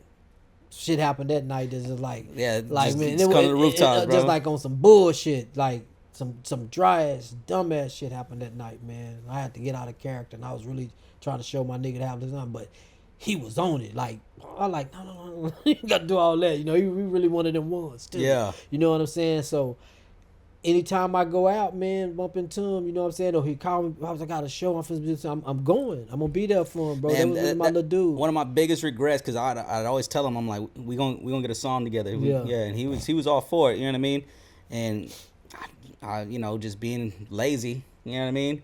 Thinking that tomorrow. You know what I Yeah. mean? And tomorrow's just not offered all the time. So lame, bro. Because You know what I'm saying? crazy thing about that, man, was at the smoke walk, right? And mind you, I hadn't seen him in a good little minute. Right. Haven't probably seen him in a couple of months. And I see him walking up. I get up, I'm gonna say, "Hey, baby, what's up with it?" We hug, chop it up, and stuff like that, man. And he's like, "Pops, I gotta get ready to go. I'm still on this monitor. I gotta get back to the house by such a time." Like, boy, I love you, man. Right. He's like, "I love you too." I say, "Keep your head up and send me some of the new music, man." And that was I think it was on a Saturday. So when I went to work. No, it was on Friday. It was a Friday. I went to work Monday, and he had told me like, man, I might have to go sit it down for a little second. You know what I'm saying? And Monday came around, and bro, my phone was blowing up. Right, so I'm at work. I answered my phone. They're like, man, Creon, check on 17, man. I think he gone. Damn. I like, no, man, I just got through talking to him. Only thing that happened to him, he might have to sit it down. That's the only thing, man. Like, no, man, I think we lost him, man. I'm like, ain't no way. I just got through talking to him. I called Raul, because I know how close Raul is to him, too. I didn't even get to say, hey, Raul, what's going on? As soon as Raul picked up the phone, he said, gone, Cree. Damn. I ain't say, look, man, I cried at work. I was fucked up. I swear. I ain't even trying to front or nothing like that. I cried at work, man. It fucked up my whole day at work, man. I could not stop thinking about him, bro. It's awful. Then man. my girl was like, man, I got off work. I told and stuff like that. She's like, man, Creon, it was meant for you to see him that day, man. Type shit. She said, God placed him right there for a hot second because he know how much you love that boy, man. Damn, that's awful. Nigga, man. I was, bro. A lot of people were fucked up about it, man. Like I just seen, that they had the balloon release and just seeing the, the amount of support and the amount of love that he still gets. Shout out to Lupe. He, he still keeps his name alive with the clothes and shit like that. And it's just like, man, bro, like that shit broke. Look, bro. You feel me? That shit broke my heart, bro. Yeah, bro. I can't every time I get dressed and I step out, he around my neck for real. Damn. That shit like, man, look, man, this shit broke my heart. Like me losing one of my niggas from the hood. You know what I'm saying? Like one of my partners, or like if I'd have lost like one of mine, you know what I'm saying? Right. I'm fucked up. That shit like fucked me up because I just talked to him. And the thing is just like, he's one of those ones because we had conversations, you know what I mean? Because, unfortunately, for us, that whole group shit, that shit don't work out, but you learn something along the way. Yeah. And I figured out some things and me and Eve figured out some things as far as like how music is supposed to be regulated and distributed and published and shit like that. And it's just like, he was one of the ones that I'm like, you know what, bro, like you need to learn this shit. Yeah. You need to take this serious. Yeah. Because I know a lot of people do it, man. It's just 1 foot in, 1 foot out type of situation, and I know that he could have been one of the ones that really like turn the city up. You know what I mean? And you would have seen that influx of music again in the city. You know what I mean? And I try to tell, like when I talk to these youngsters, man, and I tell them, man, is you really serious about this? Because I already know what you do. You know what I'm saying? I already know what you do outside of your music, man. Right. Are you really about this, man? Because you can't do both, man. You can't. You can't. And I be like, y'all be seeing these niggas on on YouTube going through all these videos, you see, you know, them flashing at the money, man. A lot of them, the not reason why they made it because they gave it up. Right. And understand this, they went broke when they gave it up. They just didn't quit. They took everything they had, invested it in their dream, man. Facts. You know what I'm saying? And until it finally popped, man, it's gonna be one or the other because you're never gonna be able to be consistent with what you're doing if you keep doing this, man. Absolutely not. It's literally and I say if you think I'm lying, go back to all the top rappers, everybody who had their moment that came from the trap. They gonna tell you, it was either this or that. It's always either this or that. I couldn't do both. You can't, bro, because if you try to, shit, you'll end up dead or in jail. You're gonna end up in the same place regardless. You know what I mean? You can't do both. So it's just like, you know, you're right. Take that money, invest it, learn some shit. You know, we were talking about that earlier about, you know, God's gifts to us, man. We got this brain for a reason. We got, you know, I don't give a fuck what type of situation. Don't talk to me, you know, if you got 2 feet. I don't give a fuck. Yeah. I'm still gonna, like, that's the type of mentality that our young men need to have. You know what I mean? Because right now I feel like our young men are lost right now, bro. Yeah. And they are falling victim to the drugs and to these bitches and to, you know, to the street life and to all that shit. And it's eating them alive, bro. Yeah, man, because a nigga think they gotta be on something to be a live nigga, man. Nah. They really, this is how they think they gotta be on something to be a live nigga. They think they gotta flash their money or have a certain amount of money to be a live nigga, man. And you don't even know, bro. You was live before you had all this shit. Man, that's a fact, bro. You was live before you had all this shit. That's my a nigga. fact. You just got an enhancement, bro. It's kind of Yeah. like you know, you got the vehicle. Just because you put the rims on it doesn't change that No motherfucker was shit. getting you to where it needed to go. Facts, man. You know what I'm saying? Niggas you was already live, man. You know what I'm Yeah. saying? And you don't have to do all this extra shit to be liver. Keep doing what you doing, man. Yeah, because you know, you what I'm know saying? at a certain extent, bro, you just start Like- getting corny, dog. You start fucking losing your value. Check this out, man. You know, people consider a motherfucker dope fiend that smoke crack. No, nigga, you niggas is who pop pills and do all this shit every fucking day, and all, nigga, you're a dope fiend too. Right. You're an addict too, my nigga. You a junkie with You a know what I'm hobby saying? right now at this Yeah. point. And you really are, my nigga. You know what I'm saying? And you can't see past that because you think you a live nigga. You didn't think our crackheads didn't think they was live niggas? You didn't think our crackheads didn't think they was live nigga? And the matter of fact they were live. Matter of fact, look, I knew niggas who smoke crack that dress better than niggas out here now. Right. That doing those times, nigga. Yeah, you talking about about that time. They just smoked crack. Them niggas was clean as fuck. I'm talking about clean as fuck, jade up, poloed up, jewelry and everything. But them niggas smoke crack. Them niggas smoke primos. Them niggas was still live niggas. They Right. just this is my thing, this your thing. Niggas still driving Cadillacs and shit like that. Niggas still pulling up with bad bitches, but they smoke. Yeah. You know what I'm saying? So, nigga, There's a certain level where motherfuckers just gotta learn how to be themselves, bro. I know niggas who still smoke primos right now today with more money than any nigga out here. Cause you gotta get it, bro. They got more money than any nigga out here, man. And they from the era that came before me. So what do you think about this generation? Man, I think, man, this generation can really change some things, dog. Well, you know what, man? I ain't gonna even lie, bro.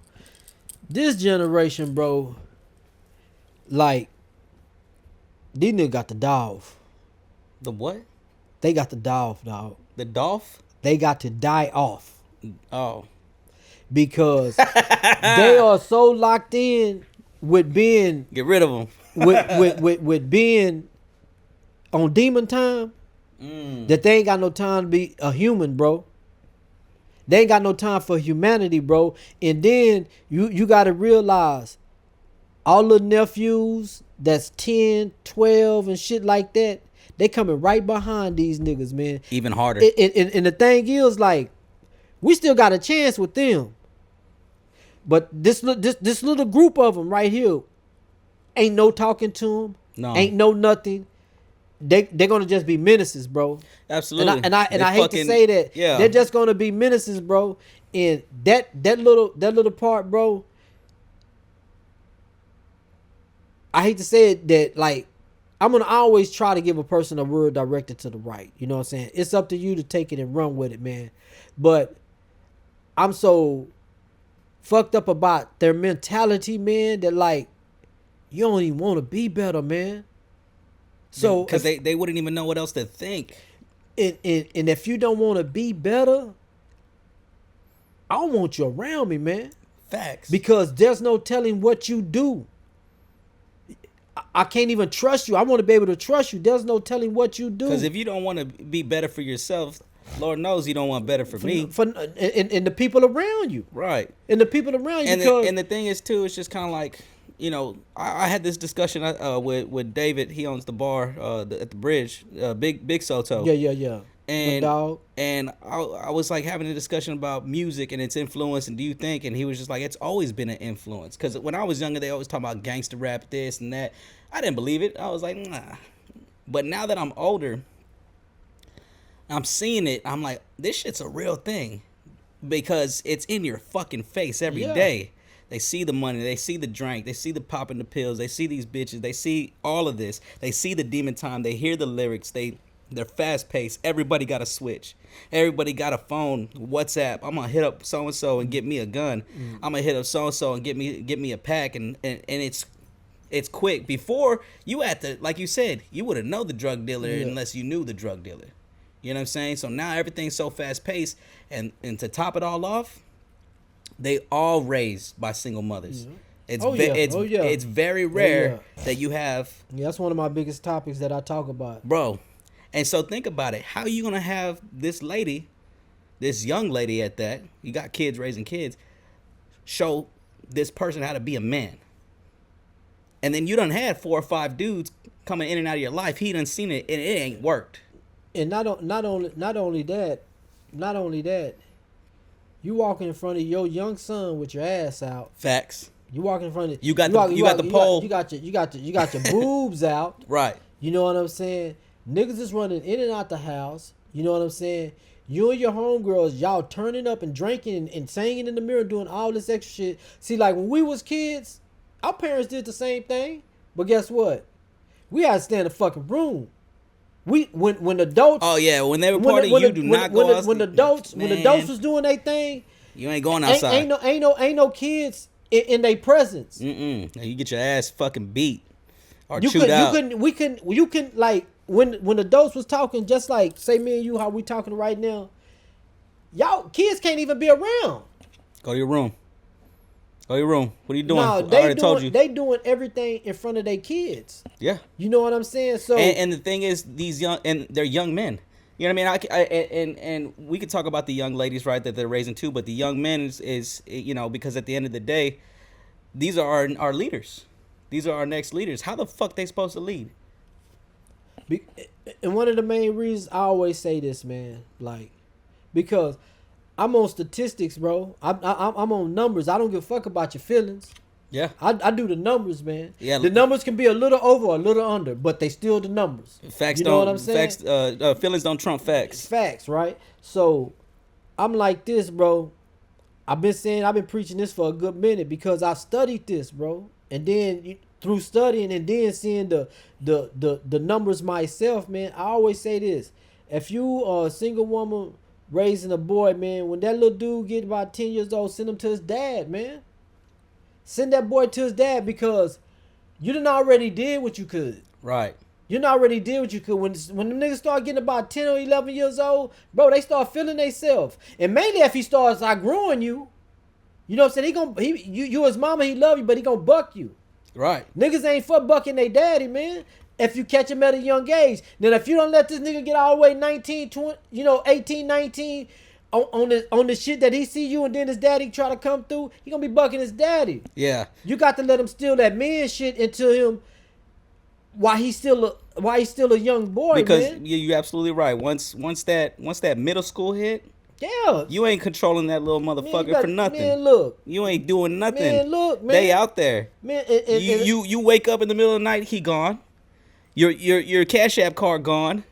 You know what I mean? Like, I was dating this. I'm not gonna say any names or anything, but I was dating a woman that she, her son is 13, absolute fucking menace, absolute menace. But you could tell he's the softest thing in the world. He a soft nigga, bro. Like he wouldn't hurt a fly. But the fact is, he got to portray this thing now, and he got to become this thing now. And all his little funky ass friends are doing the same thing, and now he's uncontrollable. He don't listen to her, and the way that he talks to her, it's just like, I know I'm not in no position. I'm not gonna tell this kid how to do anything, because guess what? I just became another guy that came and left. Yeah. Unfortunately, that was the situation, and that was another letdown for him. Yeah. And the thing is too, man, like, nigga, you gotta have some uncles, bro. You gotta have some brothers. You gotta have a grandfather. You gotta have somebody come fuck with these little niggas, man. Yeah. You do, even if you got a male friend who's like real positive in life, really doing real positive shit. Nigga go to work every day, everything, man. You gotta let that nigga come pick him up too. If he got sons and shit like that, come show him some shit, man. Yeah, man, show him some shit, because why? The brain is still able to be at that age, it's still be able to be cultivated, man. Yeah. But once you let these still niggas absorbing. once you let these niggas get where they at and where they at, man, it ain't nothing, bro. You gonna have to deal. It's gonna take jail or death. Yeah. And it's gonna be too late with death. You know what I'm saying? And like, a lot of people don't know, man. One thing that I heard about, that I learned about from studying, I smoked a lot of bud, bro. But when you smoke a lot of weed, a nigga gets stuck in a stage where his mind don't mature as fast as it's supposed to, man. So just say you've been smoking weed for the past 20 years nonstop, and you started when you was 21 and now you 40.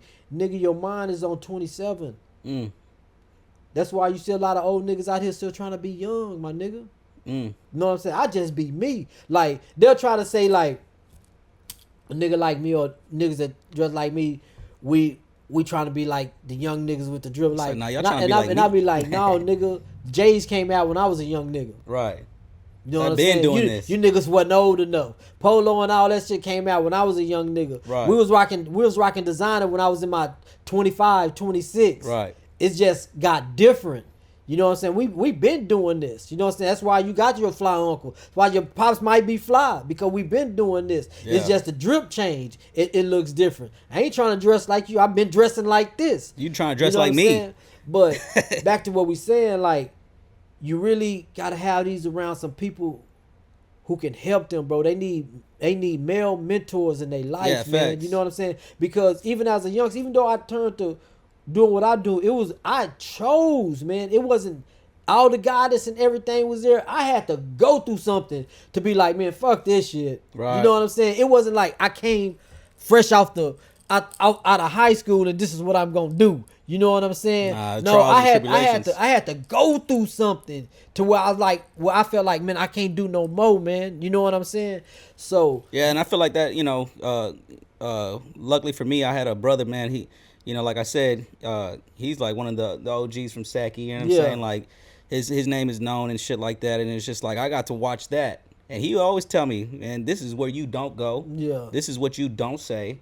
This is what you don't wear at the places you don't do it at. Yeah. This is how you gonna fight. This is what you're gonna do, and it's just like and he's a piece of work, bro. Oh man, he's a piece of work. But I love him, but he a piece of work. But it's just like I had a good influence to look up to, regardless of what he was doing. And you know what I'm saying? I knew what he was doing, but I had that male figure to look up to. But I feel like we need more of that.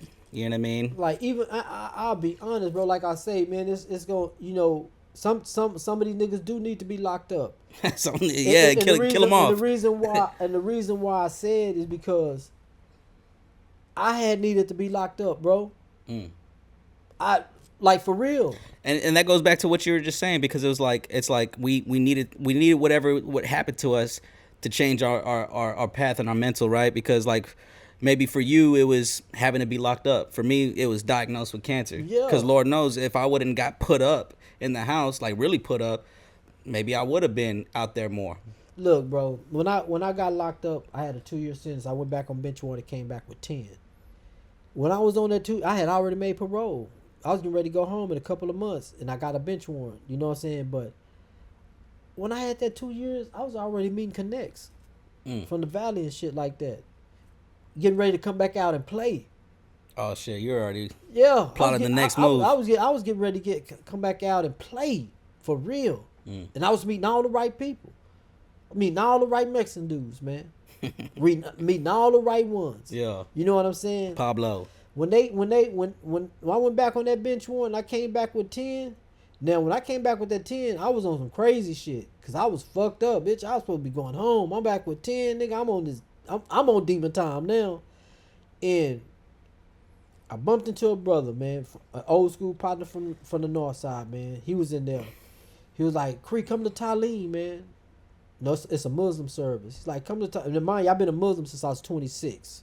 I didn't go to the penitentiary, become a Muslim. You didn't find God in prison. I'd been a Muslim in the out here in the world, but I wasn't acting like one. I was far from acting like one. I was in the beginning, but the streets was calling. I wasn't mature enough. You know what I'm saying? So I started go to Talim just to talk to my partner, man. You know what I'm saying?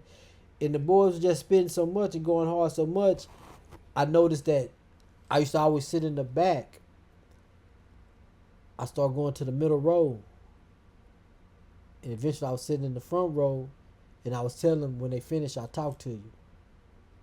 You know what I'm saying? Like, I started getting cultivated enough until I retook my Shahada. And I was on some gangbanging shit. You started opening up your heart a little bit more. Yeah. And I was on some gangbanging shit. You know what I'm saying? Like, really on that. And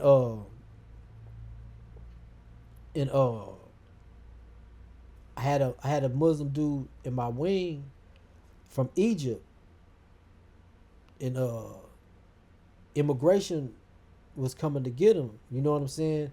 And he was saying, like, if they send me back home, I'm going back home. I'm not finna do this 3 years behind. He had fucked up on his taxes by like $300, bro, and they locked him up. Like, for real. He fucked up on his taxes like $300 and they locked him up. Got to figure out that Trump method. Yeah. So we was chopping it up, man, and he lined me up. He wrote people on the outside. They started sending me books, and I started learning to the point to where I ain't say I was super knowledgeable, but I was knowledgeable enough to where the unit that I was on, the coordinator was getting ready to leave, and they wanted me to be the coordinator because I was coming in there like, hey, yada, yada, yada, and I was dropping all this hadith and all this type of stuff on everybody, you know what I'm saying? Mind you, I'm just new to this. Right. I'm new to getting the full teaching, you know what I'm saying? The proper teaching, you know what I'm saying? They're like, man, you know, he got it, man, you know what I'm saying?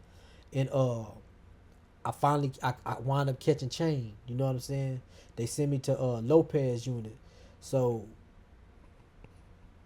I got to Lopez, man, and it's crazy, bro.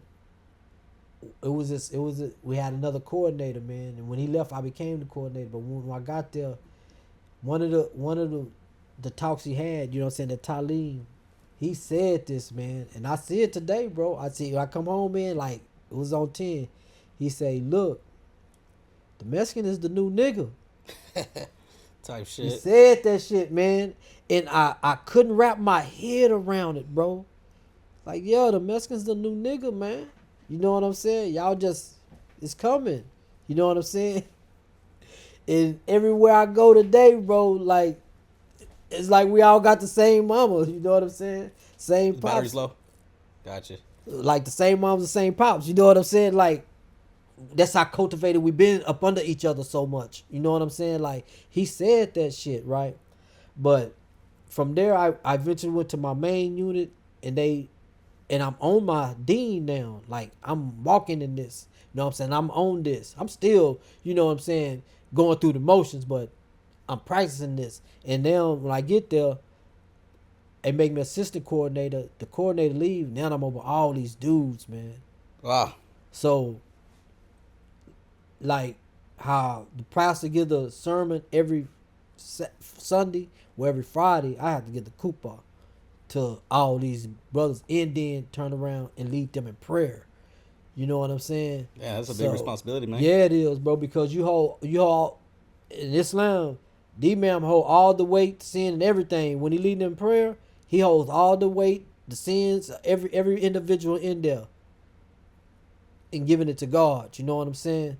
So, but that I needed that, bro. Like for me to come back out here and be right by my kids and to do right to be them and be in my son's life the way they allowed me to be in their life today, because they didn't have to. I left them. I feel you. You know what I'm saying? So I feel you. I needed that. I can't relate, obviously, but I can feel you because I did my own sentence, and I feel like my own sentence. That's when I was diagnosed with cancer, and if it wasn't for that situation, I needed that so I could be a different person. Yeah. I needed that so I could figure out who was around me. I needed that so I could, make better decisions and be around better people, like-minded individuals that want to grow. And I feel like there's a silver lining. So for you it was that, and for me it was that, and so I could feel you. I feel you 100%.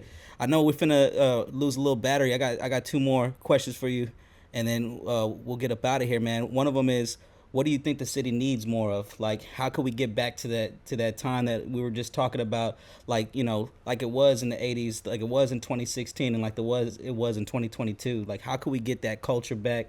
How could we get more support from each other and push each other better? What can Corpus use, man? We need is a venue that's gonna allow us to do our thing. And we need consistency in a venue that's going to allow us to do our things, and we need more shows from out of town rappers coming down here that people really like.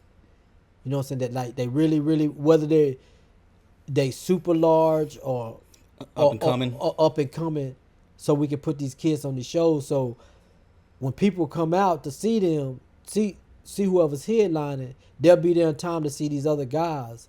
So they can start vibing off their stuff and getting their information and finding out where they at. More network. Yeah, more networking like that, man.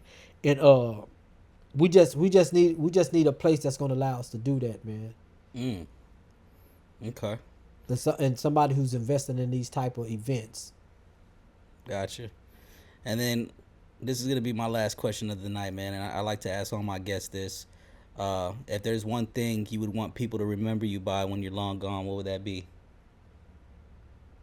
That I really tried to help everybody that was around me, man. That I really did, man. That I wanted, if you was around me, man, I wanted you to have more than me.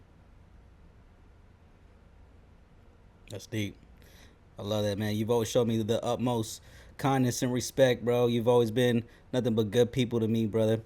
I really appreciate you taking the time out of your day. We definitely got to run it back for a part 2, man. Yeah, like, because we could have been going, bro. Oh yeah, the stories are there, the history is there, bro. This is probably one of my second favorite interviews for sure, because you know what I mean. Like when we get into that history, yeah, you know what I mean. Like I love learning the history, bro. Yeah. There's people who got the history, and you got the history, brother. And this is our city, man. Yeah, this you know is what it. I'm saying? Absolutely, my guy. Well, I appreciate you again. For sure. This is another episode of Off the Record Texas. Wait.